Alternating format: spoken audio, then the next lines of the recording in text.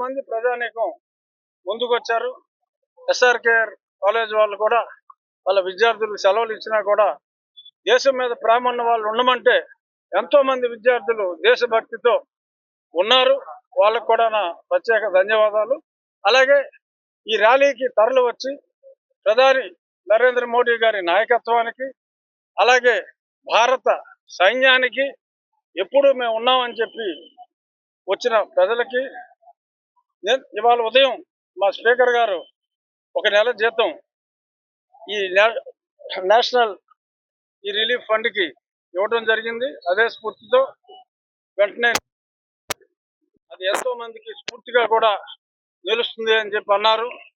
ఇదే విషయం నేను ఈరోజు ఉదయం ఎయిర్పోర్ట్లో సుధాకర్ యాదవ్ గారికి చెప్తే ఆయన అప్పటికప్పుడు ఇవాళ సాయంత్రం మైదుకూరులో కూడా ఇటువంటి కార్యక్రమాన్ని వారు ఏర్పాటు చేయడం జరిగింది.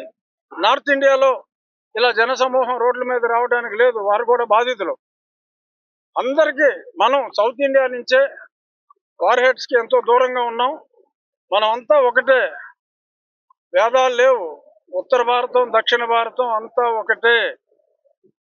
భారతీయుల ఐక్యతని చాటి చెప్పాలి అనే దృక్పథంతో ఒక చిన్న ఎన్నో చేతులు కలిస్తేనే అది పెద్ద దుమారం అవుతుంది.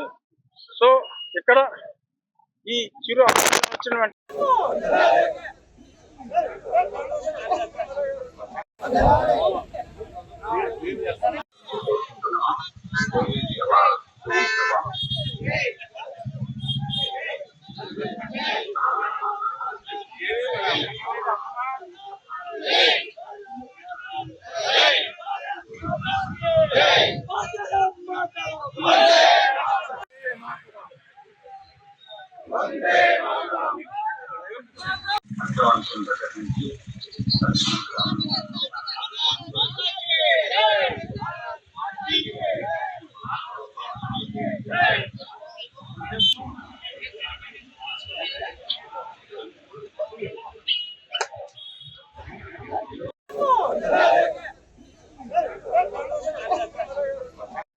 మరి ఇంతమంది ప్రజానీకం ముందుకొచ్చారు.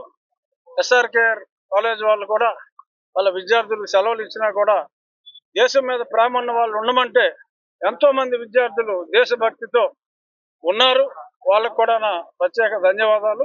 అలాగే ఈ ర్యాలీకి తరలి వచ్చి ప్రధాని నరేంద్ర మోడీ గారి నాయకత్వానికి, అలాగే భారత సైన్యానికి ఎప్పుడూ మేము ఉన్నామని చెప్పి వచ్చిన ప్రజలకి ఇవాళ ఉదయం మా స్పీకర్ గారు 1 నెల జీతం ఈ నేషనల్ రిలీఫ్ ఫండ్కి ఇవ్వడం జరిగింది. అదే స్ఫూర్తితో వెంటనే అది ఎంతో మందికి స్ఫూర్తిగా కూడా నిలుస్తుంది అని చెప్పి అన్నారు. ఇదే విషయం నేను ఈరోజు ఉదయం ఎయిర్పోర్ట్లో సుధాకర్ యాదవ్ గారికి చెప్తే ఆయన అప్పటికప్పుడు ఇవాళ సాయంత్రం మైదుకూరులో కూడా ఇటువంటి కార్యక్రమాన్ని వారు ఏర్పాటు చేయడం జరిగింది. నార్త్ ఇండియాలో ఇలా జనసమూహం రోడ్ల మీద రావడానికి లేదు, వారు కూడా బాధితులు. అందరికీ మనం సౌత్ ఇండియా నుంచే వార్ హెడ్స్కి ఎంతో దూరంగా ఉన్నాం. మనం అంతా ఒకటే, భేదాలు లేవు. ఉత్తర భారతం దక్షిణ భారతం అంతా ఒకటే. భారతీయుల ఐక్యతని చాటి చెప్పాలి అనే దృక్పథంతో ఒక చిన్న ఎన్నో చేతులు కలిస్తేనే అది పెద్ద దుమారం అవుతుంది. సో ఇక్కడ ఈ చిరు వచ్చిన